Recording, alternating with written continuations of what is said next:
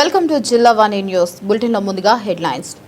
Visakha railway ఉద్యోగి గోకా విజయ్ కుమార్ ఈరోజు 70వ railway సేవా పురస్కార్ అవార్డును గౌరవ divisional railway manager Shri Lalita Bohara గారి చేతుల మీదుగా తీసుకుంటున్నారు. ఈ పురస్కార్ నామినేట్ చేసిన శ్రామిక్ యూనియన్ అందించిన సందర్భంగా రైల్వే ఉద్యోగి విజయ్ మాట్లాడుతూ 2025 సంవత్సరంకు డిఆర్ఎం గారి చేతుల మీదుగా ఉద్యోగస్తులు సమక్షంలో అలాగే మా కుటుంబ సభ్యుల సమక్షంలో తీసుకోవడం చాలా సంతోషంగా ఉందన్నారు. ప్రత్యేకంగా రైల్వే శ్రామిక్ యూనియన్ నాయకులకు కృతజ్ఞతలు తెలియజేస్తున్నానని అన్నారు.